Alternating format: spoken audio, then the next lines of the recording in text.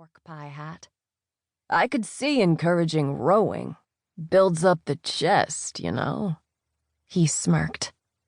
What an absurd notion. And anyway, she's not running the marathon or undertaking anything too dangerous. She's a sprinter. If you say so, said the driver, cracking his knuckles. Clearly he was enjoying rankling her mother, and Betty hid her glee by turning to gaze at the throngs of people on the sidewalks. Heat rippled in the air above the pavement. Here we are, the driver said, nosing his taxicab into a line of vehicles at the edge of the road. Band music floated over the crowd. When he opened the door, Betty paused on the running board, tenting her hand to study the SS President Roosevelt in the distance. Red, white, and blue bunting decorated the ship's decks, and its brass railings gleamed to a high shine, but it looked awfully small, its proportions unbalanced, especially when compared with the majestic vessels gracing neighboring piers. It appeared Betty's journey was to begin with a steamship better suited to pleasure cruising in New York Harbor than the far more serious task of transporting America's Olympic team across the Atlantic.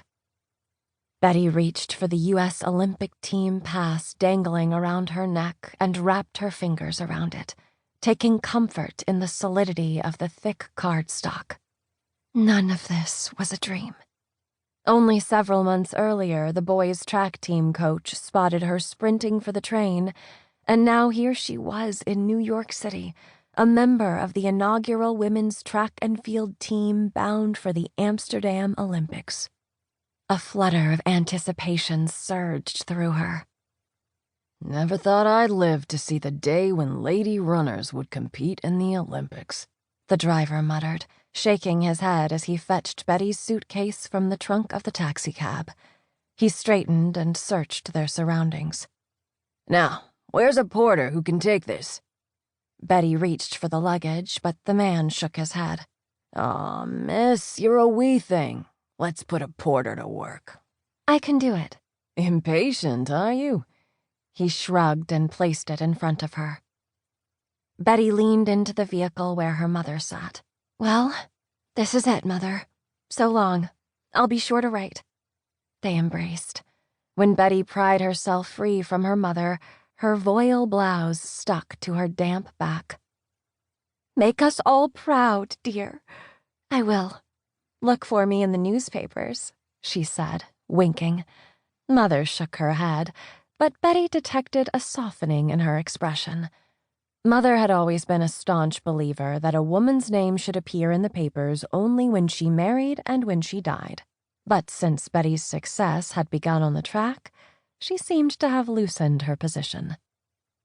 Betty turned back to the crowd, lifted her suitcase, and stifled a groan.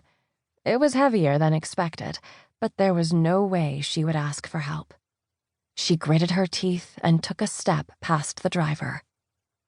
Best of luck to you, miss, he said. She could barely stifle her delight. I think you'll need it more than me. You're the one staying behind with my mother. The tidal pull of the crowd pushed Betty toward the gangway, where she handed her suitcase to a liveried steward, and there was a moment when she glanced back to consider all that she was leaving behind. Her country, her family, everything that was familiar. But the moment was brief, because she hungered for the adventure of something new. She pushed toward the plank and found General MacArthur at the top greeting everyone individually. The previous evening, at a meeting in the hotel's ballroom for the athletes and their families, he had been stern. But now, when she reached him, he grinned. Ah, Miss Robinson, the fastest girl in the Midwest. Ready to serve your country? His transformation from fearless leader to something akin to more of a garrulous uncle made her uneasy, like the uncomfortable feeling of overfamiliarity that comes from hearing someone use the lavatory or seeing the dark cloud of a man's chest hair through his shirt. She forced a smile. Good, good. You'll find your chaperone in there and she has your cabin assignment.